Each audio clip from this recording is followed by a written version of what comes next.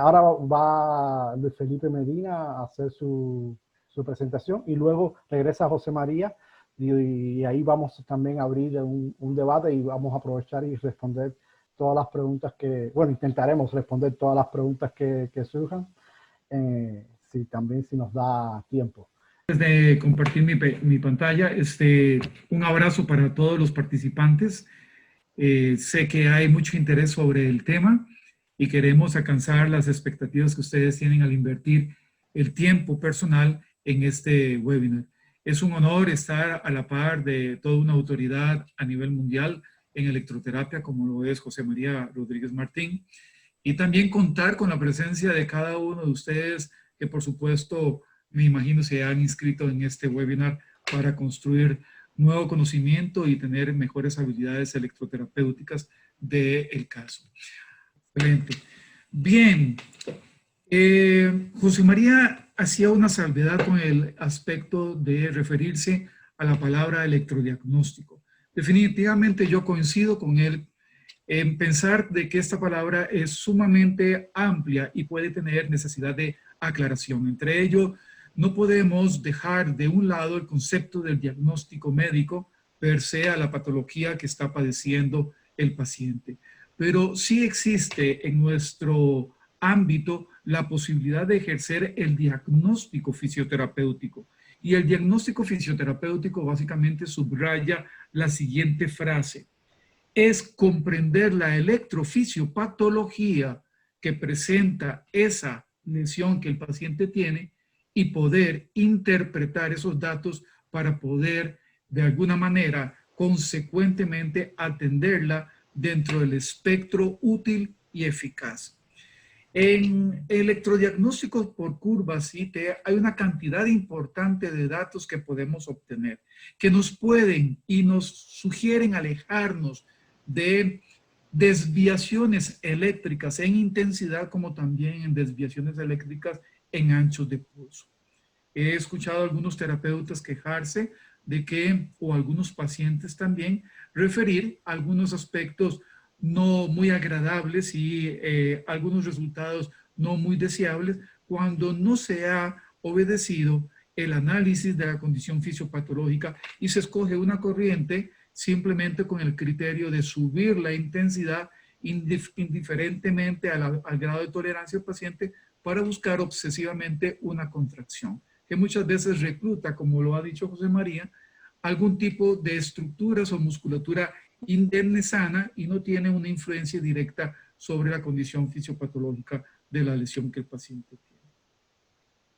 En el electrodiagnóstico hay un acercamiento muy tripartito. El profesional tiene que tener habilidades e ir desarrollando habilidades tanto en el manejo operativo del equipo como también a nivel observacional o por palpación de las respuestas que está provocando por estímulo de detección en la estructura, sea un punto motor nervioso o un punto motor muscular.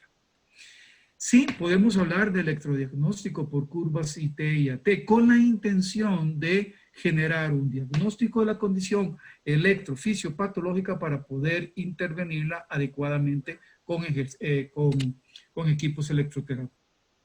Equipos electroterapéuticos que tienen o deben tener características específicas para ser manejados con criterios profesionales, donde uno como profesional pueda decirle al equipo qué es lo que desea que el equipo haga para producir un rastreo de huella eléctrica o electrofisiopatológica que el paciente pudiera tener. Yo he estructurado y en la experiencia creo que el electrodiagnóstico también trasciende el concepto de las curvas IT y AT. Puede llevarse también el mismo concepto al diagnóstico o el rastreo de la medición de la impedancia, al rastreo también de la hiperalgesia eléctrica reactiva, a la misma electropalpación. Creo que la electropalpación es parte también de una herramienta técnica o una técnica electrodiagnóstica, al igual que también la sonoelectropalpación, que nos permite muchas veces tomar decisiones cuando hacemos terapia combinada, y también considerar algunos aspectos evolutivos de huellas de pronóstico o incluso también de reacciones y respuestas al tratamiento a través de la estimulación selectiva de ciertos umbrales.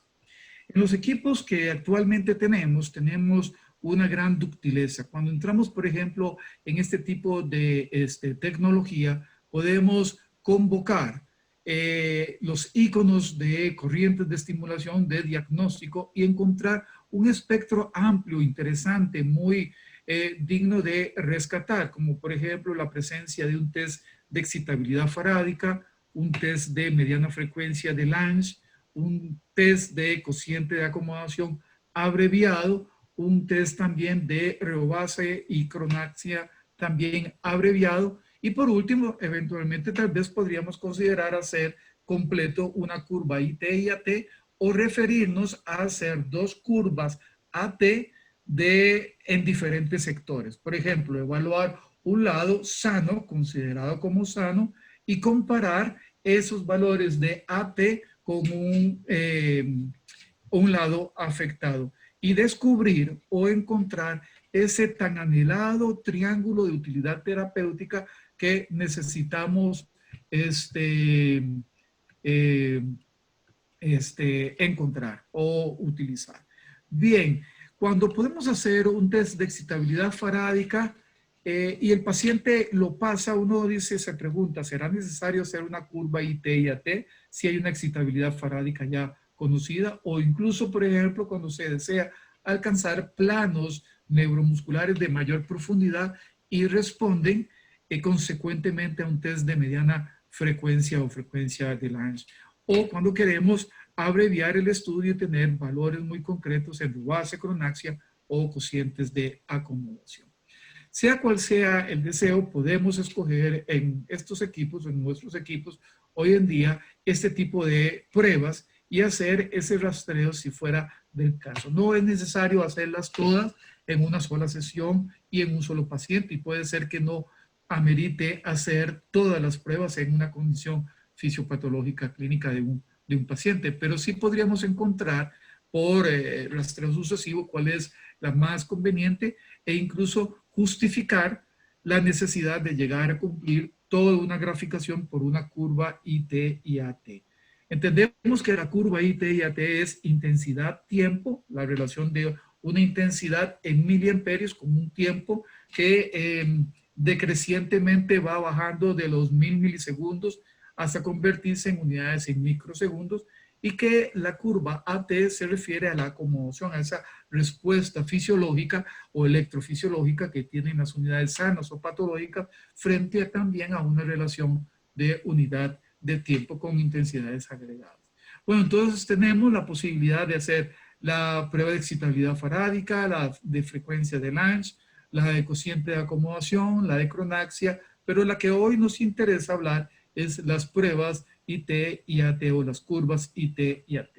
Cuando hacemos clic o digitamos sobre este icono, nos va a aparecer toda una tabla o una cuadrícula de condiciones logarítmicas en las cuales vamos a construir estas dos curvas básicas, la intensidad tiempo y la acomodación tiempo, y podríamos después correlacionar a mano alzada en una cuadrícula los valores para relacionar las dos curvas AT y conocer el triángulo de utilidad terapéutica. Tenemos una bondad, digamos, tecnológica en estos equipos, donde el explorador, en este caso el clínico, el terapeuta, puede determinar desde dónde puede partir haciendo el estudio. Puede ser que por tolerancia a un estímulo decida disminuir los 1000 milisegundos e iniciarlo a los 700 o a los 500 o incluso menos anchura de pulso para hacer un poco más tolerable el estudio. Sin embargo, en la experiencia que yo tengo, incluso en la recomendación personal, considero que es muy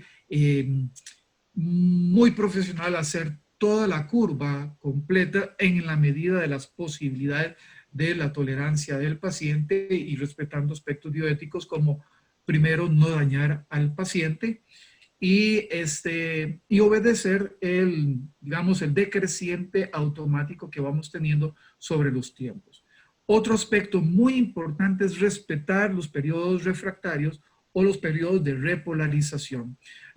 En un estudio de curva IT y AT, no se justifica disminuir los intervalos de pausa a momentos muy sucesivos sin respetar ese periodo de refractario o ese periodo incluso también de repolarización necesario para que una unidad nerviosa y muscular puedan estar en condición adecuada para el siguiente estímulo. Generalmente usamos un intervalo de 2 milisegundos, 3 milisegundos, 4 o incluso hasta 5 milisegundos en algunas condiciones que incluso ahora les voy a compartir, como por ejemplo cuando hacemos electrodiagnóstico de cuerdas vocales y de musculatura suprayoidea para evaluar funciones como la actividad de nervios recurrentes o laringios superiores en el manejo de parálisis vocales o incluso en el manejo de disfagia. El otro aspecto que el equipo me debe permitir es la modificación intencionada de la forma del impulso. Por supuesto, estamos acostumbrados por método, por metodología, por técnica, por la palabra muy de moda de el uso de protocolo, de usar un impulso cuadrado o que por intensidad se convierte realmente en un impulso de características geométricas rectangulares y en función de eso poder hacer inicialmente una IT, después modificar esa forma de impulso a una forma triangular con un ascenso gradual y un gradiente de atenuación súbito, no como algunas formas de onda trapezoidales que tienen su climálisis o que tienen su meseta y después tienen un gradiente de atenuación más o menos decreciente o paulatino. No, en este caso es una triangular pura que inicia con un ascenso gradual, llega a un punto máximo de intensidad y después tiene abruptamente una caída a cero después de la intensidad alcanzada. Y por ende, las unidades neuromusculares tienen una respuesta que ya José María nos ha adelantado y muy hábilmente nos ha explicado y aclarado esas respuestas de adaptación o de acomodación en tejido sano o en tejido afecto.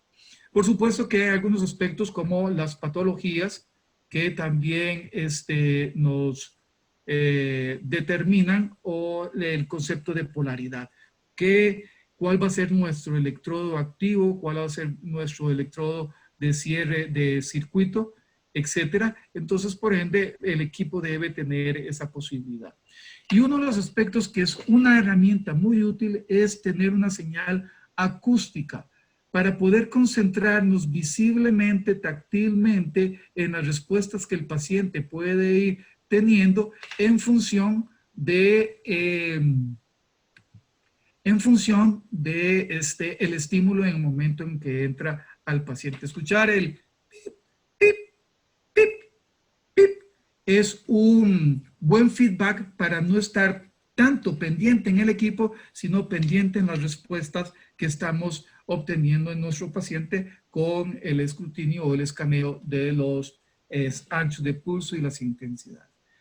Claro, es para todo electroterapeuta muy útil el ir observando el comportamiento de estas curvas, cómo se comporta, por ejemplo, la morfología de la curva de la IT y la morfología de la curva AT, para después tener una relación de incidencia sobre cómo vamos a construir también los parámetros de tratamiento. En electroterapia es conocido por todos que tenemos que tener el dominio y el criterio para diseñar la bioingeniería propia de la electroterapia para la condición fisiopatológica. Eso pasa por el hecho de que la modalidad de la corriente está supeditada a una serie de factores importantes, como por ejemplo la forma geométrica del pulso, el tiempo del pulso, el tiempo de pausa, la intensidad que se alcanza, el gradiente de insinuación, las mesetas que pudieran tenerse en algún momento dado, el gradiente de atenuación y la frecuencia que puede estar también relacionada por el tiempo de intervalo entre pulso y pulso. Esto a grandes rasgos. Existen otras características en la ingeniería eléctrica que nosotros podemos modificar de cualquier forma de onda o de algunas formas de onda específicas para construir nuestra electroterapia. Bien, aquí les muestro, por ejemplo, una intención de estudio de respuestas eléctricas, al menos en superficie, con respecto a la resistencia óhmica de la piel después de haber aplicado un estímulo que incluso lo hemos hecho antes de la aplicación del estímulo y posterior a la aplicación del estímulo para evidenciar respuestas orgánicas en función de una aplicación de un espectro eléctrico aplicado. Por otro lado, ya conocemos también de que las curvas de intensidad y duración eléctrica de estas formas de onda pueden darnos respuestas de umbrales selectivos, umbrales sensoriales, umbrales motores e incluso umbrales dolorosos. Hemos escuchado y leído en muchos de nuestros libros en electroterapia, donde algunos autores sugieren una dosis mitis, una dosis submitis, o una dosis fortis, incluso hasta alcanzar un umbral doloroso. Bien, cada forma de estímulo e incluso anchos de pulso pueden dar curvas típicas de estos umbrales sensoriales en primera instancia, de estos umbrales motores, tanto musculares como nerviosos, como también de estos umbrales dolorosos, a los cuales no siempre estamos obligados a subir. Pero podemos hacer un ejercicio muy básico con la elección de cualquier forma de onda eléctrica que queramos nosotros aplicar. Por ejemplo, podemos escoger X forma de onda eléctrica e ir subiendo la intensidad y registrar por verbalización propia del paciente en qué momento el paciente registra sentir esa corriente como una estimulación eléctrica agregada no frecuentemente sentida. Y anotar, por ejemplo, en qué intensidad con esa forma de onda se obtuvo un umbral sensorial, se sigue subiendo la intensidad hasta alcanzar, si es una forma de onda despolarizante de unidades neuromusculares y que puede producir contracción muscular, el momento motor de esa intensidad con esa forma de onda y se anota. Y si se quiere, se puede subir un poco la intensidad cuando se conviene, no siempre es obsesivamente necesario, hasta averiguar el justo momento donde la intensidad ya es displacentera. Estos tres elementos pueden ser de grandísima utilidad para comparar, por ejemplo, un segmento derecho con un segmento izquierdo, cuando se tiene, por ejemplo, una patología en uno de ellos, cualquiera que esto sea. El orden de los umbrales del lado sano podría ser el standard goal o eventualmente el punto de meta para la estabilización de condiciones fisiopatológicas del lado afectado. En condiciones patológicas suele darse algo muy interesante. Encontramos aspectos de umbrales sensitivos muy cercanos a intensidades muy bajas. A eso le llamamos a veces hiperagesia o alodinia, en donde vemos que los umbrales sensitivos en comparación con el segmento afectado están ciertamente disminuidos. Subimos más la intensidad y llama la atención que en algunas condiciones fisiopatológicas encontramos el umbral doloroso sin haber encontrado aún el umbral motor. Y tendríamos que estar dentro de un espectro doloroso subiendo la intensidad para llegar particularmente a un umbral doloroso. Esto es un desorden de umbrales que nos dicen que las condiciones fisiopatológicas del paciente están precisamente afectadas o comprometidas. ¿Cuál sería entonces la intención terapéutica?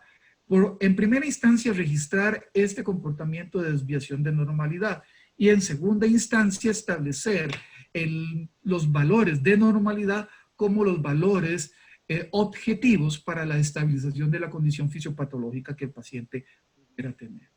Durante el tratamiento o los tratamientos sucesivos seguimos haciendo este rastreo de umbrales por el ancho del pulso escogido, la forma de onda del pulso escogido, la intensidad agregada y registrada, y vamos viendo cómo se están comportando las condiciones fisiopatológicas del paciente según vamos haciendo nosotros nuestra electroterapia.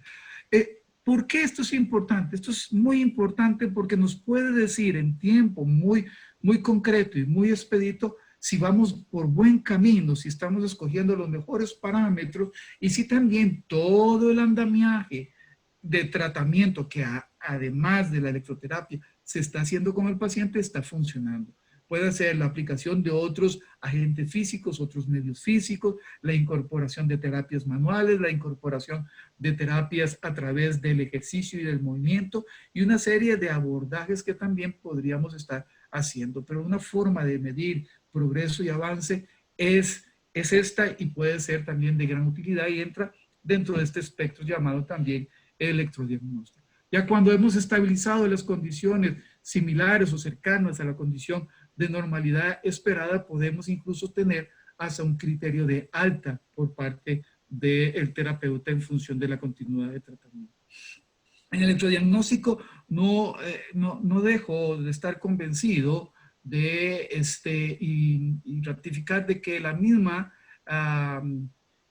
sonoelectropalpación se convierte en algún momento dado en algunos aspectos interesantes de este electrodiagnóstico, al igual que también el rastreo de lo que llamamos rastreos de puntos dolorosos o aquellos de hiperalgesia eléctrica reactiva, donde la metodología es eventualmente alcanzar un umbral sensitivo con una forma de onda específica, disminuir esa intensidad hasta un umbral subsensorial o subliminal o subnitis y empezar a hacer un rastreo en voltaje constante en estas intensidades y explorar diferentes áreas, desde áreas sanas hasta áreas donde pudiera el paciente estar experimentando alguna sensación displacentera y dolorosa y registrar en qué momento con voltaje constante y el rastreo dinámico de la movilización del electrodo encontramos incrementos de la relación de la ley de Ohm y por supuesto en la graficación en el equipo un incremento en la intensidad y en la sensación frente a estos aspectos que podemos llamar técnicas de hiperalgesia eléctrica reactiva.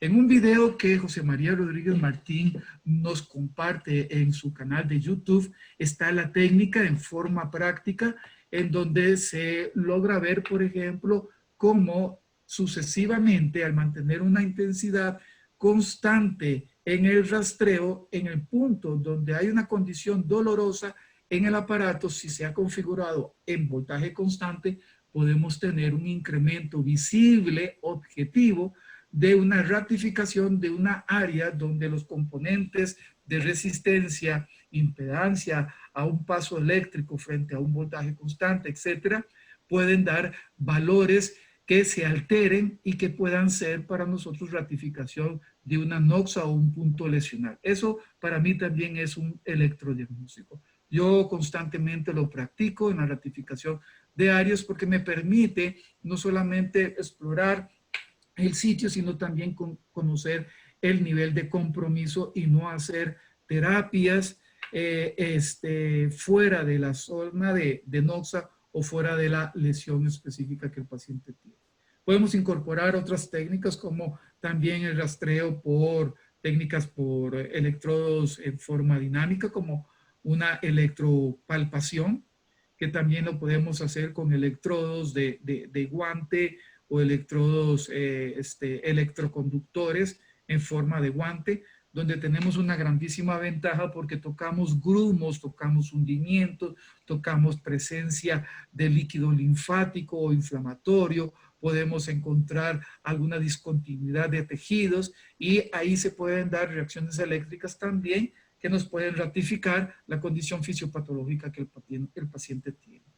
Tal vez para los que son principiantes en el electrodiagnóstico, hemos de adelantarle un grado de terminología. En las curvas I, T y AT podemos encontrar valores que se llaman reobase, que tal vez José María después los va a definir detalladamente, cronaxia, el punto de faradización, que ya lo hemos visto en la presentación que me ha antecedido, la rama reobásica, la rama cronáxica, los escalones o las escaleras de ascenso, que me llamó mucho la atención, interesante, el criterio de opinión de José María cuando dice que es preferible usar trazos rectos y no hacerlos curvos. Eso se lo agradezco, me parece que es un aprendizaje también en este día para mi persona. Otros aspectos que podemos obtener en las curvas IT es el punto útil muscular, el punto útil nervioso, que ya hemos escuchado sobre él, la zona cuadrada de respuesta, pero en las curvas AT podemos correlacionando los valores también de la ROACE obtenida, los umbrales de acomodación con respecto al cociente de acomodación, el ángulo de deflexión, muy útil, muy importante, que debería ser de carácter obligatorio conocerlo porque ya hemos visto que está muy relacionado con los anchos de las pausas en que vamos a someter a un paciente. Por ejemplo, he escuchado a algunos pacientes o algunas personas que adversan sobre la utilización de la electroterapia, por ejemplo, en parálisis periféricas a nivel facial, en donde a priori dicen que producen sincinesias. En realidad, si estamos fuera de parámetros de anchos de pulso, intensidad y formas de onda que pudieran ser muy aberrantes, agresivas, incluso maltratantes, no dudo de que puedan generarse efectos secundarios por sobreestimulación eléctrica irracional. Entonces, estos aspectos de generar el hábito de tener o hacer un electrodiagnóstico es de grandísima utilidad y creo que debería ser hasta de rigor profesional antes de decidir qué forma de onda o qué electroterapia puedo usar o no debo usar. Bien, continúo en las curvas AT, también podemos obtener rama anódica, rama de acomodación catódica, índice de faradización, zona de triangular de respuesta y el gran clavel en la solapa o la gran cereza en el pastel, el triángulo de utilidad terapéutica. Eso es algo que creo que el día de hoy vamos a aprender muchísimo sobre eso. Tomado también del libro de nuestro compañero José María, vemos una serie de graficaciones muy bonitas e interesantes que para los principiantes en el electrodiagnóstico puede ser muy útil para poder comprender los momentos morfológicos de las curvas IT y AT y a qué se refieren. En función de entender estos momentos morfológicos que están relacionados con intensidades, que están relacionados con la forma de onda o la forma de estímulo escogido y también, por supuesto, el ancho del pulso que se determina en esta cuadrícula logarítmica, podemos entonces hacer inferencias de la condición fisiopatológica. No le vamos a dar el nombre a la patología, posiblemente el diagnóstico patológico ya viene dado por el diagnóstico médico, pero sí vamos a hacer un diagnóstico situacional desde el punto de vista electrofisioterapéutico para comprender la condición de afectación que el paciente tiene y sobre todo para determinar criterios válidos para la intervención terapéutica del caso. Aquí está la cereza del pastel, encontrar el triángulo de utilidad terapéutica. Hoy estamos con gran apetito de conocer qué nos va a decir José María sobre esto. Bien, en las graficaciones, en los equipos es importante entender cómo se establece o cómo se logran estas dos curvas. Existe método y protocolo para lograrlo. Algunos, por ejemplo, argumentan siempre hacerlo de derecha a izquierda, tanto en la rectangular como en la cuadrada. También ir haciendo la disminución de los tiempos paulatinamente hasta hacer anchos de pulso sumamente muy finos en el espectro de microsegundos y también paralelo a eso ir modificando gradualmente la intensidad manteniendo un mismo criterio, ya sea capturando una contracción mínima visible o mínima palpable. En el caso de las experiencias, por ejemplo, cordales o de cuerdas vocales, experiencias que pueden ser funcionales como quiebres tonales o cambios de la entonación propia de una intención vocal. Bien, aquí tenemos algunos aspectos que podemos identificar que todo electroterapeuta cuando vea este tipo de curva sabe a qué puede referirse. Por ejemplo, encontrar una ROACE, saber que 2 veces ese valor de la ROACE en el mínimo tiempo va a definir lo que es la cronaxia, qué importancia tiene eso, cómo podemos ir, por ejemplo, haciendo evaluaciones iniciales. Hoy inicia el paciente tratamiento, hoy le hacemos un electrodiagnóstico, empezamos a hacer una configuración de abordaje, vamos viendo la respuesta al tratamiento y podemos ir ratificando si los parámetros escogidos como electroterapia son correctos o están modificando o contribuyendo a modificar algunos factores electrofisiopatológicos en el paciente, e incluso hacer evaluaciones finales y ratificar una condición ya de estabilidad sobre la patología, es decir, si se da alta a este paciente, ya se cumplen las sesiones,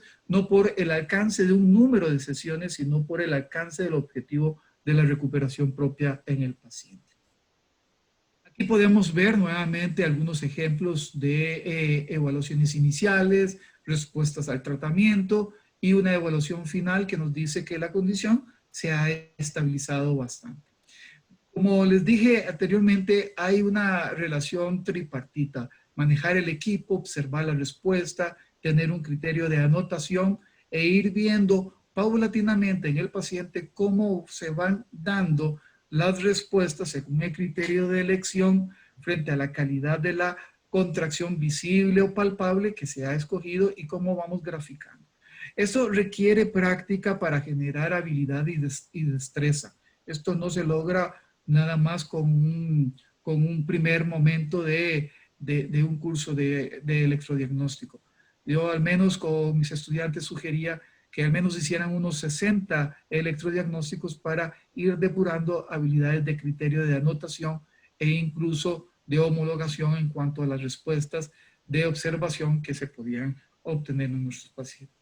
Salvo en algunas condiciones fisiopatológicas, puede ser tratarse de pieles muy sensibles, personas con respuestas adversas o temor eléctrico, o incluso en algunos niños que pudieran tener temor a la estimulación eléctrica, podríamos abreviar los anchos de los pulsos en una exploración, por ejemplo, de una curva AT, sabiendo de que la curva AT tiene un consabido displacer en algún momento dado. Pero en salud y en medicina también hay otras cosas displacenteras, como por ejemplo la aplicación de una inyección de penicilina. Eso es ciertamente doloroso, pero también a veces es conveniente hacerlo. Entonces, será tener valentía terapéutica frente al procedimiento y, por supuesto, la mejor condescendencia y empatía con respecto al dolor ajeno que el paciente pudiera experimentar. Vemos a la terapeuta haciendo una exploración sobre algunos puntos interesantes. Es aquí donde a veces decidimos si nos ubicamos en un punto motor muscular o un punto motor nervioso. Ya José María nos dijo de que cuando estamos, por ejemplo, en un evento de un punto motor nervioso, tenemos el reclutamiento de todos los músculos que inervan. Es interesante a veces tener criterio terapéutico frente a esto. Hay algunas patologías que son más neuropatológicas y otras que son más miopatológicas. ¿Qué me interesa explorar? ¿El nervio y la respuesta hacia el músculo o la condición específica del músculo per se, incluso en ausencia de una inervación propia por parte del nervio, como por ejemplo cuando se han dado algunas degeneraciones walerianas en el caso dado? Encontrar las mejores respuestas no significa encontrar respuestas máximas, sino óptimas, que pueden estar principalmente asociadas en un evento terapéutico con un FES, con una estimulación eléctrica funcional, donde el estímulo es un punto de empuje o de asistencia para que el paciente tenga una ventaja de activación neuromuscular específica. No solamente sobre una facial o sobre un músculo predilecto podemos hacer un electrodiagnóstico, podemos hacerlo en diferentes áreas corporales, pero lo que sí es importante es siempre tener un respaldo en una hoja alterna de construir la curva para poder hacer el análisis condescendiente o consecuente a la condición patológica. Sabemos que vamos a iniciar con estímulos rectangulares, que vamos a obtener una respuesta, posiblemente aquí tenemos una aerobase, y que en ese mismo ancho de pulso podríamos encontrar un galvanotétano y así sucesivamente. Con esos dos valores, al menos podríamos sacar un cociente de acomodación y hacer una inferencia más o menos hacia dónde estaría el ángulo de flexión. Aquí tenemos condiciones un poco patológicas donde el umbral galvanotetánico está muy cercano a la aerobase. Aquí dos condiciones patológicas interesantes: cercanía del umbral galvanotetánico con aerobase y la tendencia de ambas curvas hacia la cuadrícula superior derecha de nuestro plano exponencial o de nuestra cartilla de registro. Estas son condiciones patológicas que son interesantes y muy útiles observar. Por supuesto, estas dos líneas rojas hacen suponer que hicimos una multiplicación por 2 del valor de la base para encontrar una intersección en la curva y determinar la cronaxia. Es interesante también encontrar dónde están nuestros campos exponenciales, dónde están nuestros campos galvánicos y dónde están nuestros campos farádicos. Si un nervio o un músculo tiene respuesta farádica, ¿qué hacemos o qué estamos haciendo nosotros con estimulaciones galvánicas? Posiblemente estas estimulaciones galvánicas serían innecesarias o podrían generar las iatrogenias que algunos estudios así ratifican y que están básicamente en función de criterios tal vez no correctos en cuanto a la definición de los parámetros que debe esa condición patológica tener. Y otro de los aspectos importantes a rescatar es que cada paciente puede presentar, aún con diagnósticos similares, cada paciente puede presentar curvas IT y AT completamente diferentes, en momentos diferentes. Por ende, uno no puede usar un solo tipo de forma de onda o forma de ancho de pulso y de intensidad en condiciones de morfologías de curva fisiopatológicamente diferentes, a pesar de que tengan un diagnóstico médico similar. Pero la condición electrofisiopatológica es diferente, entonces el abordaje tendrá que ser diferente. Bien, aquí tenemos la superposición de dos curvas provenientes de la AT, una de normalidad y otra de la condición patológica. ¿Y eso qué quiere decir? Bueno, que nos hemos dado a la tarea de explorar posiblemente en el lado no comprometido cómo se comportan esas unidades neuromusculares frente a un estímulo eléctrico y tenemos ahí el valor de, entre comillas, de normalidad. Y ahora sí, nos vamos al lado afectado y hacemos el mismo procedimiento y superponemos estos dos comportamientos de curvas AT para conocer la superposición entre ellas y encontrar el triángulo de utilidad terapéutica. Ya José María Rodríguez Martín nos lo dijo. Un estímulo superior a la curva de esta intersección de la condición patológica podría ser útil para, pero si sobrepasa o llega a excitar aquellos valores de normalidad, podría ser eventualmente tal vez muy excesivo para esa condición fisiopatológica que el paciente presenta. Entonces, ahí es donde está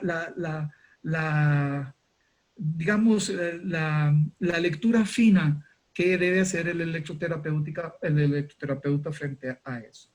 Bien, ahí vemos diferentes formas de comportamiento de curvas. Aquí podríamos tener una rebase, un umbral galvanotetánico y posiblemente podríamos encontrar un ángulo de flexión cerca de unos 500 milisegundos y todo esto nos puede ir haciendo unos ejercicios en función también de entender por dónde podemos encontrar anchos de espacio entre pulso y pulso frente a lo que hemos encontrado en el punto de utilidad muscular o punto útil muscular o punto útil nervioso. Bien, esto es tomado de algunas presentaciones que hago, por ejemplo, cuando hacemos electrodiagnóstico en cuerdas vocales o en músculos suprayoideos en manejo de disfagia. Y decimos, ¿para qué estimular? Bueno, queremos favorecer, incentivar la regeneración del sistema motor y sensitivo. Queremos también mejorar el engrama neuromotor que tienen aquellas unidades que están cursando con parálisis. Queremos también darle un concepto de mantenimiento al músculo, evitar la atrofia por desuso que eventualmente puede tener en función de esperar una regeneración, una reparación espontánea. Lograr en la medida de las posibilidades también favorecer, empujar, orientar el mantenimiento y la regeneración de los nervios. Incluso cuando algunas condiciones nerviosas en reparación espontánea no son orientadas hacia un fin, podemos tener desviaciones de algunas inervaciones de las mismas y tener respuestas no deseadas como producto final de un tratamiento.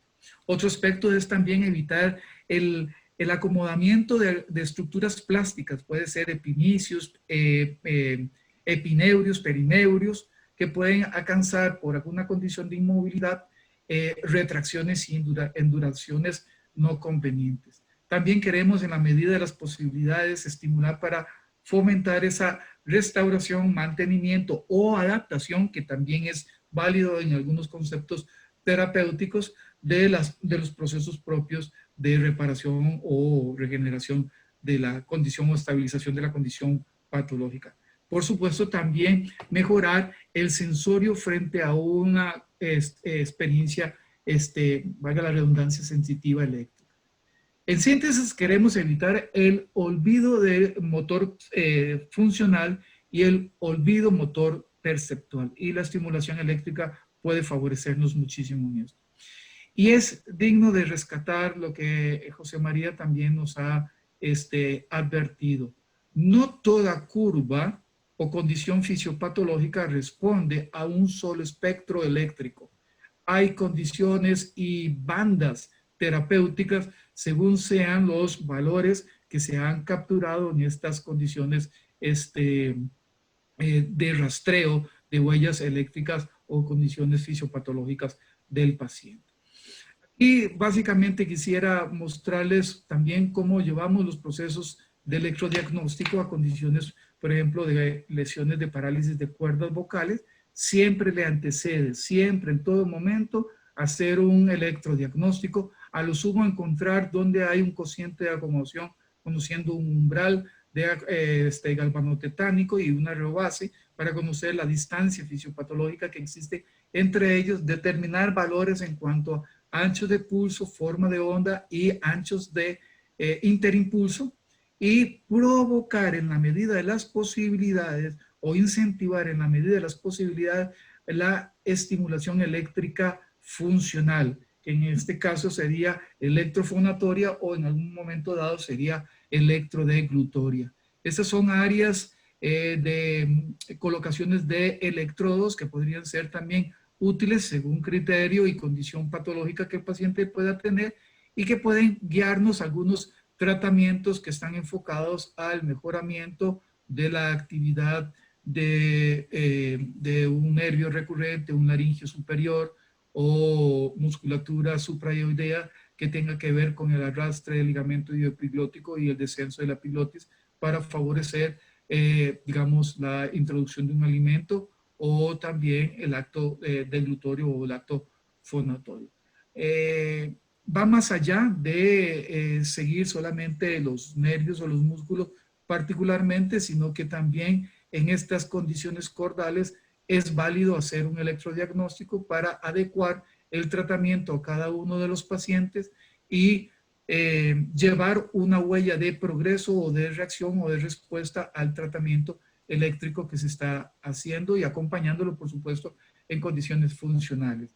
Si podemos buscar otro sistema que nos permita, por ejemplo, obtener registro, hoy en día pedimos y exigimos tantas evidencias, creo que deberíamos nosotros como clínicos también construir evidencias de los procesos que hacemos, porque no siempre las evidencias encontradas por otros son las que se ajustan a lo que yo estoy observando como respuesta al tratamiento que estoy haciendo con mi paciente. Y eso es válido registrarlo en un antes y un después, porque nos ratifica si vamos por buen camino o si debemos corregir el camino terapéutico que hemos escogido con nuestros pacientes. Voy a compartir ahorita un video.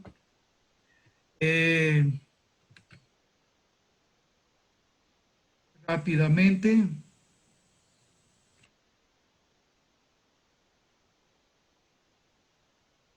Para que vean cómo hacemos o cómo se ve en pantalla la producción de un electrodiagnóstico. Aquí tenemos a nuestro equipo, que es un equipo bastante completo, muy profesional, donde tenemos diferentes pruebas, la de excitabilidad farádica, etcétera, la de frecuencia de Lange.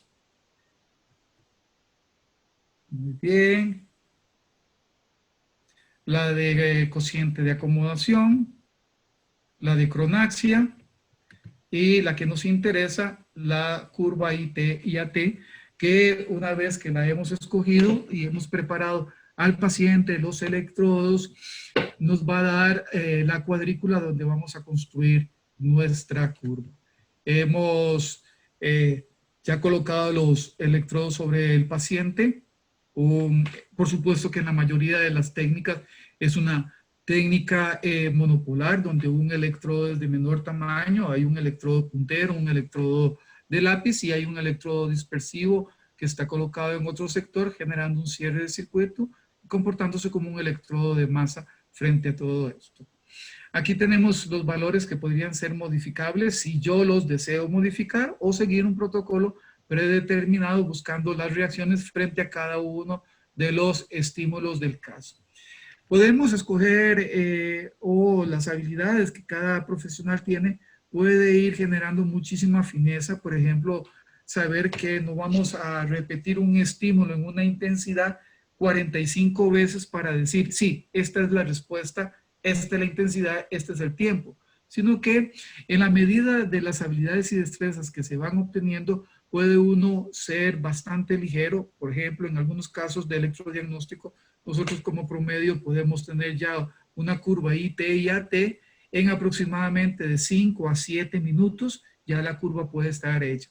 Ya llevarnos mucho tiempo puede generar muchísima tortura eléctrica frente al paciente y puede ser una obsesión tal vez equívoca o que requiera un poco el ejercicio de hacer mayores prácticas para hacer el examen un poco más expedito y evitar sesgos en la impresión y la captura de los datos, como también sesgo en el tiempo o la utilización de tiempos excesivos.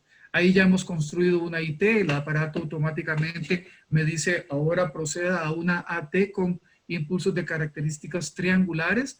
Entonces empezamos a construir esa AT, ahí viene el descenso propio por fenómenos de acomodación que pueden ser patológicos o normales en el paciente y la creación de esta curva en acomodación tiempo. Ahí tenemos el primer punto donde se da el ángulo de deflexión, lo que dura ese ángulo de deflexión que va, como ya José María nos ha compartido, a determinar incluso algunos aspectos con respecto a los anchos de tiempo entre las pausas, en las pausas de los estímulos. Y el comportamiento que se va teniendo a veces en medida de normalidad hacia un comportamiento paralelo después de este punto útil muscular. Al final, el equipo nos va a ayudar abreviadamente, pero eso no limita el análisis personal de la Iobase, Cronaxi y el cociente de acomodación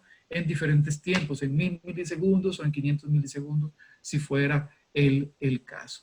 Así es como se hace básicamente, a grosso modo, una curva IT. Hay condiciones que pueden ser patológicas con una tendencia hacia arriba y hacia la derecha, con cocientes de acomodación muy estrechos, con ángulos de deflexión muy hacia la derecha y con condiciones particulares que deben ser cotejadas con el lado afecto. Estas curvas se pueden grabar y se pueden reproducir por paciente y tenerlas en otro momento para controlar evolución. Aquí vemos la mejor evolución del paciente y aquí hay una mejor respuesta.